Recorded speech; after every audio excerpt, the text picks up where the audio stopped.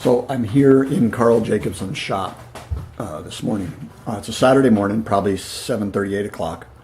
And I just want to do like a totally unstructured sort of, it's not an interview, but it's kind of getting in Carl's head about not only the nuances, the intricacies of turning, which I don't know anything about, but it's just kind of seeing where his the soul of it, where his you just watch his hands. It's an interesting study to watch how he's manipulating not only the tools but then eventually the sanding and the polishing. It was very enlightening to me, and it was a huge honor just to be able to hang out with Carl and Robin for a couple of days. And like I say, this is completely unstructured. I'm not going to edit it a lot. I'm just going to let it sort of roll, and kind of an organic interview, I guess we'll call it. So hope you enjoy it. Carl's amazing. Follow him. Listen to what he has to say. I kind of view Carl the same way as Jimmy DiResta, in that don't watch their videos, study their videos, and you'll learn a lot. And I think I learned an amazing amount just in the few hours I was able to spend with Carl in his shop. I hope you enjoy this. Thank you. What is the best thing to... Whoa, back the boat up. I have not fixed my hair. Carl has beautiful hair. I just woke up. Look at that. That is awesome. This is like the first time ever on film. So Carl, to get a little bit weird, is there kind of a deep-seated connection with wood? I mean, the way that this part right here, where this thing is actually starting to come to life.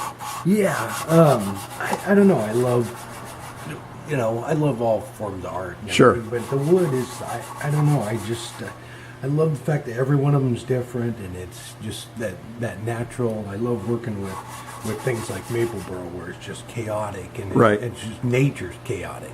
Yeah. I mean, it's not something you've created. But I've always loved that. I think that's why, too. I'm not a big fan of the high gloss, right? Because I don't really want to see the reflection. I would rather see the grain. Let the grain be the star of the show. Yeah. This is interesting. Especially this particular live edge bowl. I spent my career forcing wood into rectilinear, or forcing it into shapes. Yeah. Where what I'm kind of vibing off this morning is this guy. You've pretty much taken this to the place that it wanted to go. Yeah. And it's still the natural shape of it. We just kind of cleaned out a little bit of the inside to show it. Wow, that's stunning. I don't know if you can see it, but a lot of the quarter sawing right here is really starting to pop. That's beautiful. So Carl, you're running down through the grits now. Yeah. Just going through them, I use the wax too, because I can finish with that, and it gives me that more natural look. So as you're running down through the grits, the wax is acting as almost like a lubricant. Yeah. It traps all the sanding dust, so you don't have that mess. If you dry sand, you got to turn on the vacuum cleaner. Right. Vacuum system, because if you don't, this almost becomes the meditative part of this, without all the weird, without apparatus running and all that. Yeah. Everybody's always picking on me about sanding, but I love it. You're kind of a freak, aren't you, Carl? Not kind of. So literally, Carl and I crashed in his trailer last night in the backyard, and basically within not too long of getting up, we're both out here in the shop working on this guy, and it does feel pretty cool. Nice headspace first thing in the morning. We put you up in our utility trailer out back. I slept like a baby. Okay, so what grit are you at now? That was 240, and then we're going to switch to paste, sanding paste, and then a final wax. All right, so there's a grit in these guys. Yeah, this one right here has grit in it, so, and it breaks down as you work it in. What do you mean it breaks down as you work it in? So it's it has grit in it, so it starts out about 240, I think. Oh, and the grit actually changes? Yeah, and the grit, as you are working it into the wood, it breaks down and smooths out to just a smooth paste. Wow. And you can feel it, you know, like right now it's gritty, but you just keep working at it for a minute or so, and it slowly breaks down and becomes smooth, and then that's when you know it's done and ready to go. Oh, I can hear it changing. You can hear the grit going away from just the way it sounds. Yeah. Dude, you keep at this. You might actually make yourself something one day.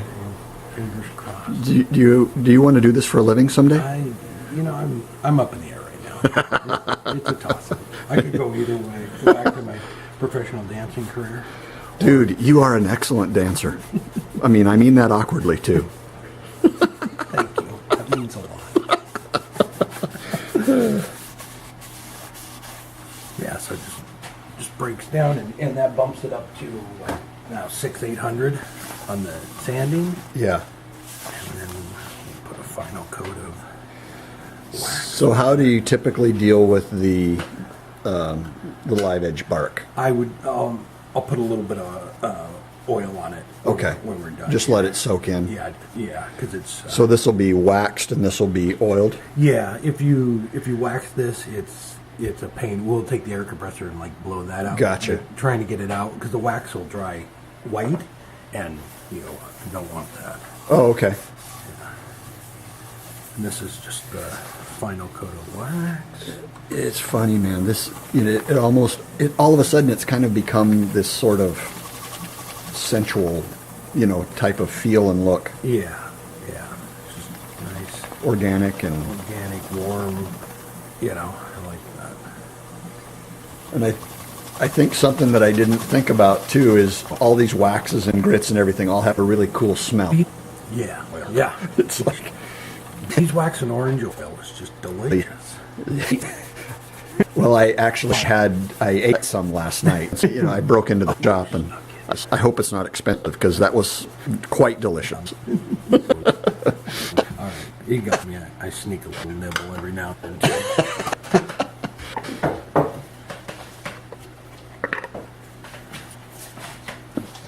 Very All right, now we're going to cool. pull it off there and turn it around and get that. Alrighty, what did you say we're going to use a vacuum chuck to deal with the other side? Yeah, so we'll put the vacuum chuck on, and then we can take the foot off of there and Gotcha. and sand the other side. This little guy here. What is a live center? I've heard the term 1,000 times and I don't know exactly. Is that what this? That's the live center. So it spins, has bearings in it. It's just free. Yeah. No motor, no nothing. Right. Years ago, they didn't have them, and it was just a solid piece of steel, so it would just heat up and start burning. Oh, yeah. I see. Yeah, the old school guys, man, they were hardcore. Hardcore. They just like that Subaru. it's pretty. It's pretty cool when you have to hurry up and turn it before the bottom starts on fire. Right. All right. So how does this? Oh, This. so this is like a real soft silicone here. And then, because we have our center point right there, we can go ahead and melt that on there, bring the tailstock up and put it right in there, and it lines everything right back up. So this guy's so soft that it doesn't damage this finish at all. Yep. Well, it actually, there's quite a bit of suction on it, so we'll have to put another coat on or something. Oh, I see. Because it tries to suck it out of there. I try not to suck, Carl. Man, this thing is just unbelievable.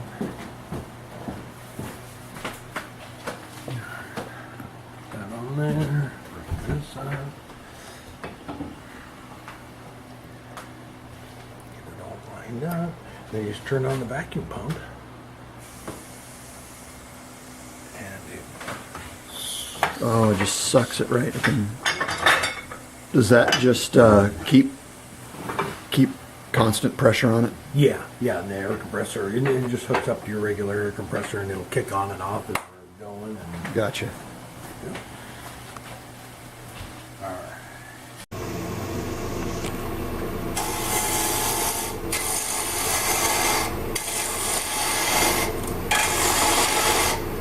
Now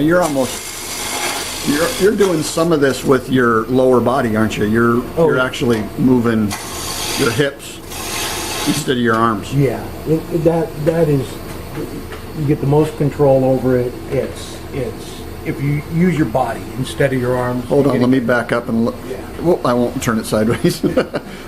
So yeah, give me the basic foot posture and everything. About shoulder width apart, have the tool up against you. There are some times when you can't do that, but for the most part, try and keep the tool up against your body and use your body. Don't use your arms to make the cut. Gotcha. You don't have as much control over them. So, like when we were hollowing out, you need to get that out away from your body, but for the most part, you use your body to make the cut.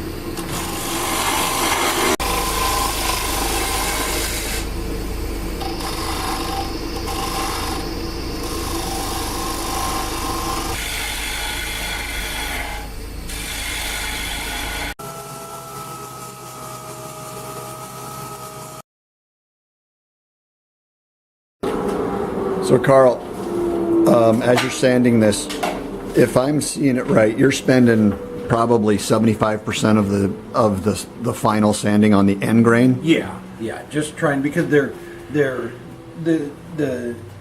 long grain is laying down. Right. So it's already smooth.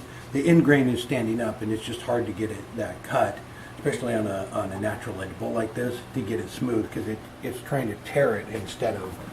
Oh, I see. That's a good way of putting it. It's trying to tear across it instead of smooth it.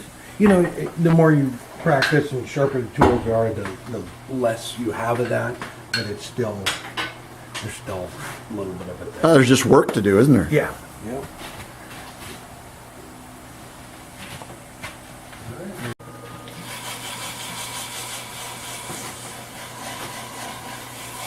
And the variable speed is just absolutely necessary, isn't it? It really is. It's so much faster.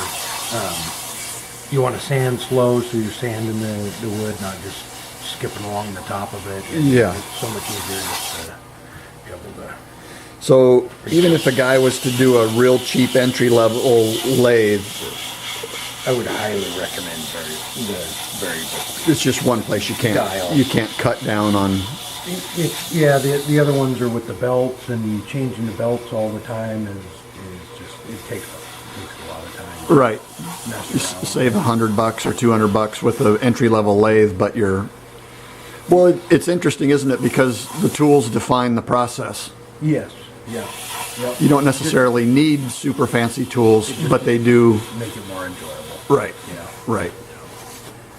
Yeah. You speed up the process and make it more enjoyable.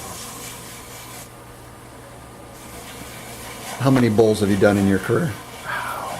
To be honest, not a whole lot. Really? I mean, I've probably done, I don't know, 100 or so. Come on, no kidding. Yeah, I'm not a bowl guy.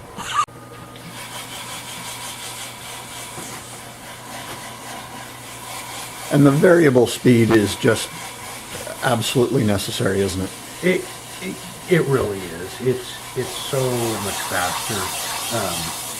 You want to sand slow, so you're sanding the wood, not just skipping along the top of it. It's so much easier just to be able to.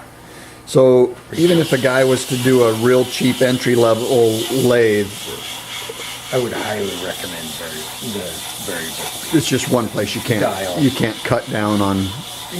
Yeah, the other ones are with the belts, and changing the belts all the time is just, it takes a lot of time. Right. You save $100 or $200 with the entry-level lathe, but well, it's interesting, isn't it? Because the tools define the process. Yes. Yeah.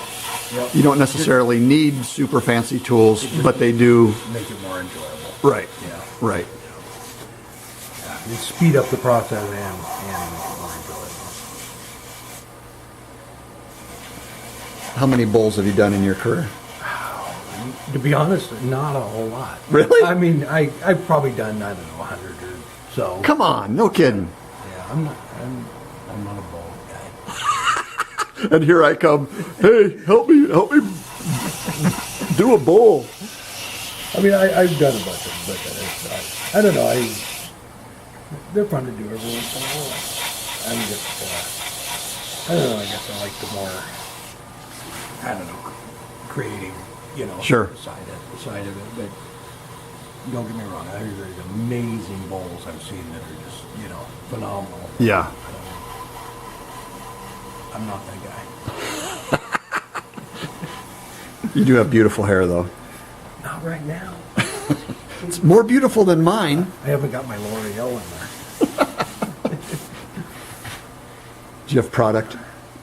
This is kind of like hair product, isn't it? It is. You could use the... Dude, tell you what, I'll give you a 5-spot if you'll use this as hair product today. I'm not messing with my hair.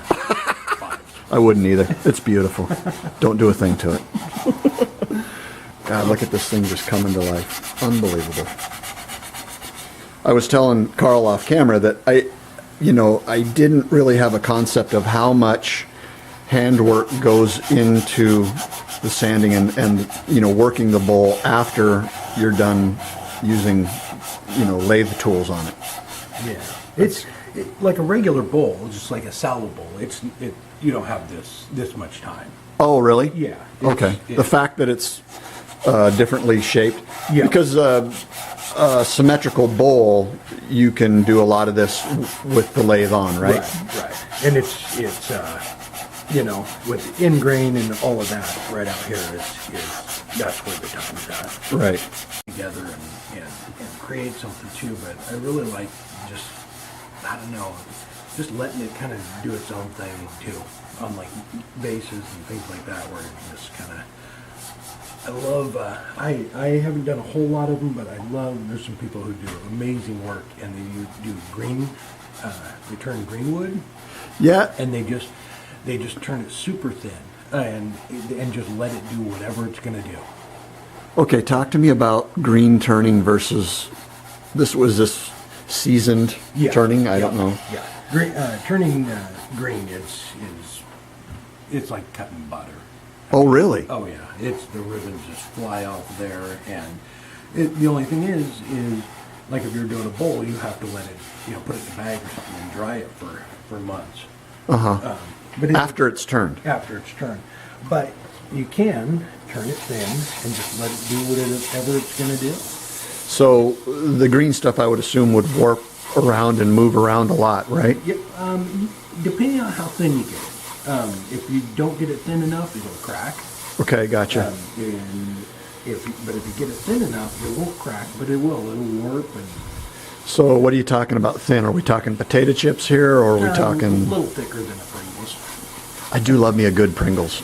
Maybe 4 or 5 Pringles together. 4 or 5 Pringles. And that's an industry standard measurement term? That's technical wood-turning term. They use that when they judge pieces. 3 Pringles. I feel like there's too many Pringles in this bowl. I'm just not getting the vibe. Exactly. One too many Pringles. This thing seems to be a bit Pringleated. I think you should take your work more seriously. I am not going to do that. It's not how you roll, is it? When I first saw Carl, I used to think he was this sort of kind of guy who was so into his stuff and so intense. And then after getting to know him, it's like, this dude's messed up in the head. I think I need to change the way I do videos, because if I'm giving you the vibe that I'm intense, Yeah. that's not a good vibe. Intense is not good. Right. So I'm just going to stop doing my hair and just come out here and go crazy. Just go crazy style. Yeah. Just go rogue. Yeah, that's cool. Well, that's what happened to me though, and then it never came back. My hair went rogue. Once it off. It took off. I think it has a passport and is living in Romania right now. Go visit it once a year. Yeah. No, it totally just said, I'm out. Disowned you. See ya.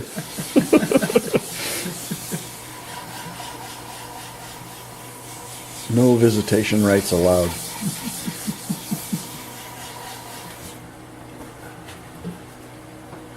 We're getting close. Man.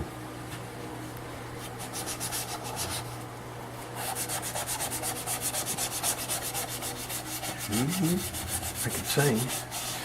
Sending my life away. Carl, no, don't sing. No, that's just awkward. I love the singing. I made up that song. Well, I made up two lines. I'm sending my life away. I'm sending my life away. For a smoother day. Okay, hit it. Go. I'm sending my life away. Looking for a smoother day. That's gold right there. That's magic. I'm copywriting that. I already stole it.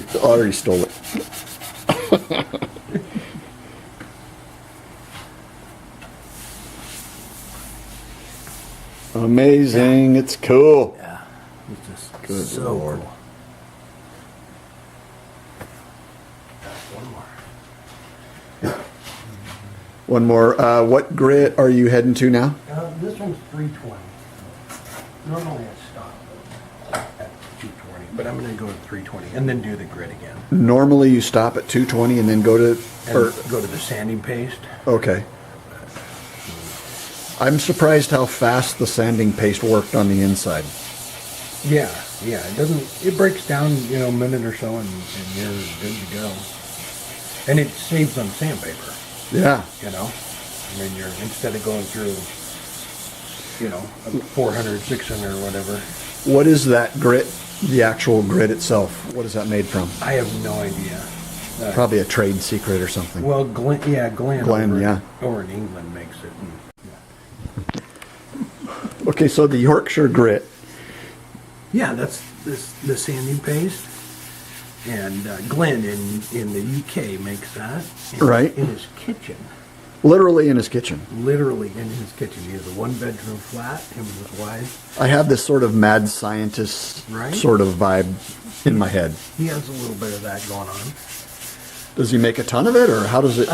He just started making it a couple years ago, and he was just kind of making it for himself, and I guess he wanted to share it around to a couple of his friends, so he sent a couple of cans to different wood turners. Sent one to me, sent one to Mike Walt, and a couple other people, and I got it and put it in a video, and I think Mike and some other wood turners did, but he went from making a couple of cans for himself to, I think he said within a couple of days he had 150 orders for this stuff and was just not happy with any of us. Totally cursing your name. Right? Totally cursing it. Yeah, and then Literally. yeah, literally. Yeah, and then everybody else put it in their videos too, and it was like, wow. So anyway, he's in business now making Yorkshire grit. That's what he does.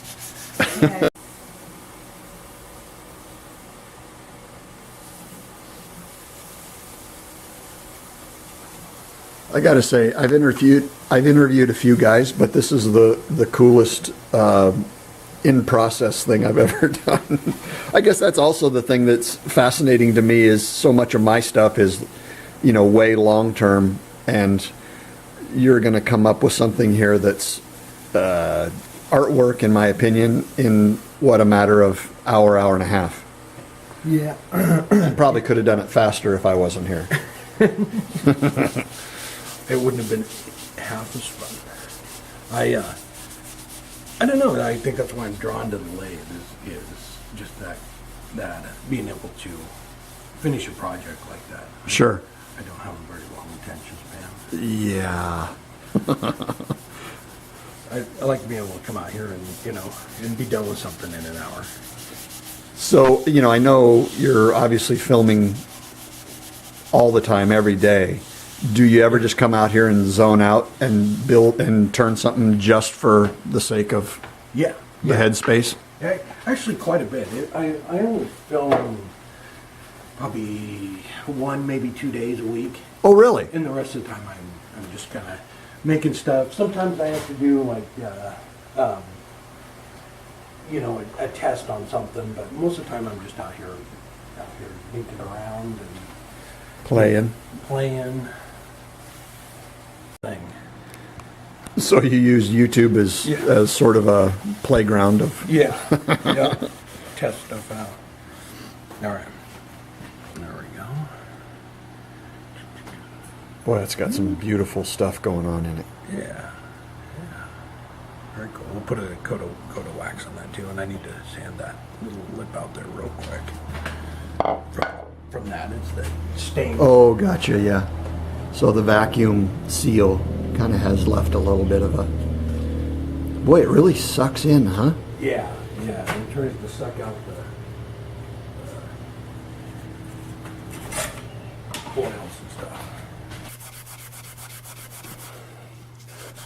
So, Carl, you live in a town of what, probably 10, 20,000 people?